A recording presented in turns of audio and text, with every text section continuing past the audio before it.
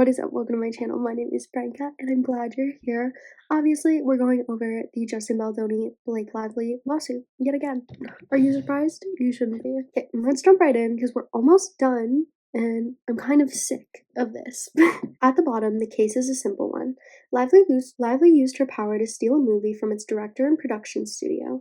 Then she held them hostage in her insistent demands by extortionate threats to destroy what they had left. All the while, she failed to understand the heart and soul of the movie she stole and the book it was based on, let alone the intensely personal impact the book had on millions worldwide. When her thoughtless promotions fell flat because they focused on flowery glamour and cross-merchandising opportunities for her own brands, rather than on centering the voices of survivors, she finally got a taste of accountability, and she did not care for it. She made one final demand to plaintiffs that they finally and forever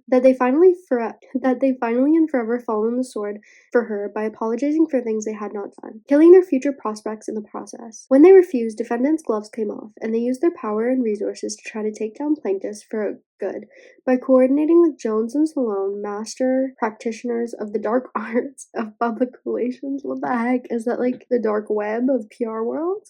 In an intricately planned character assassination plot. They nearly pulled it off too. Defendants have caused plaintiffs their film, their reputations, their future prospects, even their talent agency. It is time to rebalance the scales. And I think it's over. Now it's just saying a whole bunch of things, blah, blah, blah, blah. Oh, it's like the causes of action. I don't really care about those, to be honest. But I guess we should read them.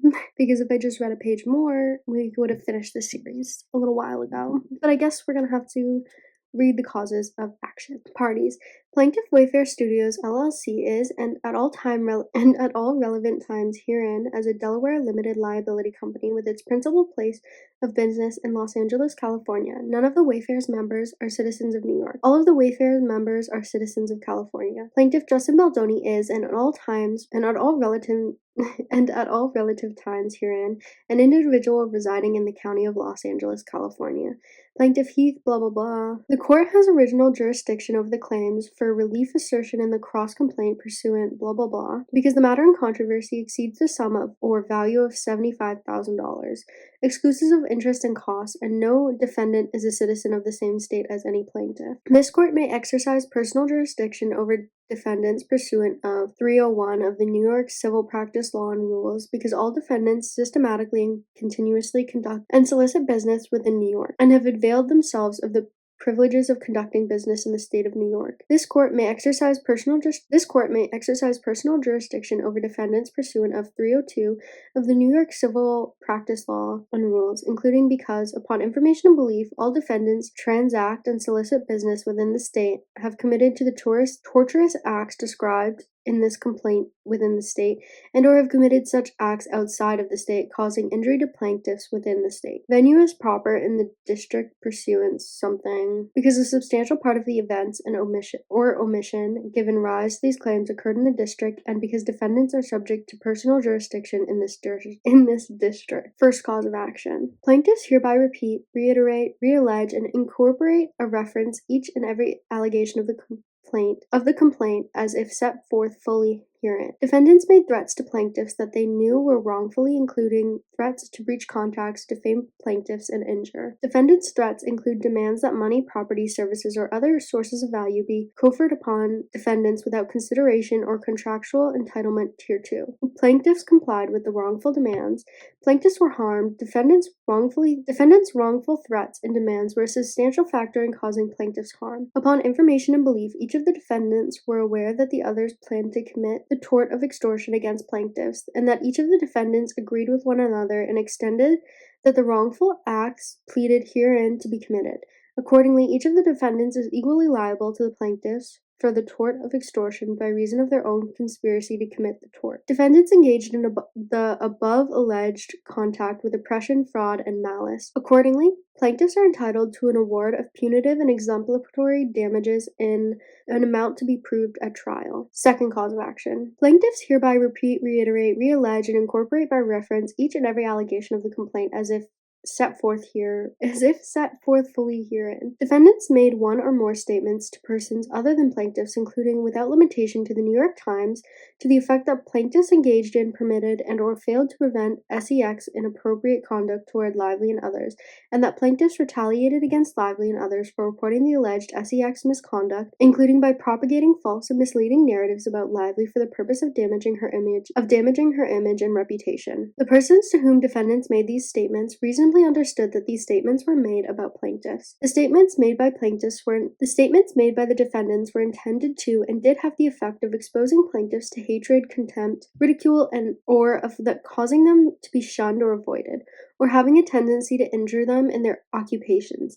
Specifically, the person to whom defendants made the statements reasonably understood the statements to mean that plaintiffs engaged in, permitted, and or failed to prevent SEX inappropriate conduct toward Lively and others, and that plaintiffs retaliated against Lively and others for reporting the alleged SEX misconduct, including by propagating false and misleading narratives about Lively for the purpose of damaging her image and reputation. The statements made by defendants about plaintiffs were false. Furthermore, defendants knew the statements were false and had serious doubts about the truth of the statements. Defendants' false statements about plaintiffs to third parties were a substantial factor in causing harm to the plaintiff's property, business, trade, profession, and or occupation. Expenses plaintiffs had to pay as a result of the defamatory statements, harm to plaintiff's reputation, and with respect to Baldoni and Heath, shame, mortification, and hurt feelings. Upon information and belief, each of the defendants were aware that the others planned to commit the tort of defamation against plaintiffs, and that each of the defendants agreed with one another and intended that the wrongful acts pleaded herein to be committed. Accordingly, each of the defendants is equally liable to plaintiffs for the tort of defamation by reason of their conspiracy to commit the tort. Defendants have engaged in all the above alleged conduct with oppression, fraud, and malice.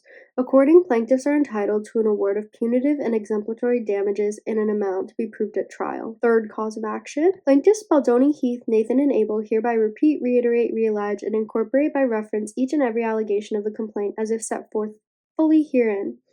As alleged herein above, defendants Lively, Reynolds, Sloan, and Vision publicly disclosed information or material regarding plaintiffs Baldoni, Heath, Nathan, and Abel's professional decisions, moral character, private life, and family, which showed Baldoni, Heath, and Abel in a false light. O.N. Nathan. The false light created by the disclosures of defendants who would be highly offensive and objectable to a reasonable person in plaintiff's position, and in that it made Baldoni, Heath, Nathan, and Abel the objects of scorn, pity, ridicule, humiliation, and other suffering. These defendants knew the public disclosure would create a false impression about Baldoni, Heath, Nathan, and Abel, or acted with reckless disregard for the truth. As a direct and prominent result of the said publicity and false and misleading disclosure, Baldoni, Heath, Nathan, and Abel sustained harm, including their business and professions, as well as their reputations. Further, Baldoni, Heath, and Nathan, and Abel have suffered and continued to suffer from grief and anxiety as a result of the wanton destruction of their public reputations and characters.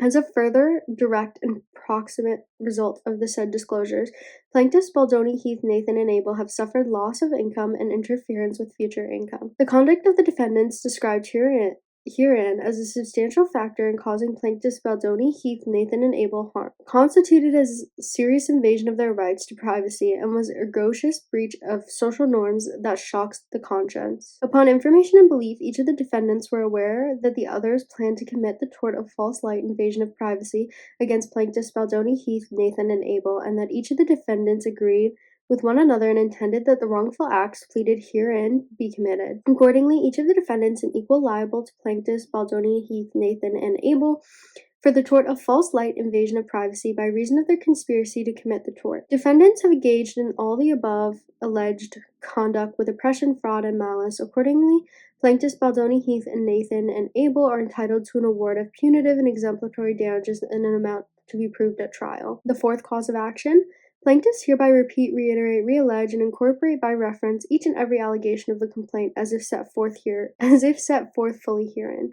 Lively and plaintiffs entered into a contract by which Lively agreed to perform as an actor in the film It Ends With Us. Plaintiffs did all or substantially all of the significant things that the contract required them to do, or, in the alternate, plaintiffs were excused from having to do these things. All of the conditions required, if any, for Lively's performance had occurred, or the alternate were excused. Lively engaged in conduct that prevented plaintiffs from receiving the benefit contemplated under the contract. Specifically, Lively interfered with the production by making repeated threats and demands in order to seize creative control over the production, editing, and marketing the film, such that defendants were deprived of the opportunity to produce, edit, and market a film as contemplated by the contract. By doing so, Lively did not act fairly and in good faith. Plaintiffs were harmed by Lively's conduct. Fifth, we have plaintiffs hereby repeat, reiterate, reallege, and incorporate by reference each and every allegation of the complaint as if set forth fully herein. There was a contract between plaintiffs and William Morris Endeavor, WME. Defendants Lively and Reynolds knew of the contract. Defendants Lively and Reynolds prevented performance of the contract or made performance more expensive or difficult. Specifically, upon information and belief, Lively and Reynolds made threats and or demands to induce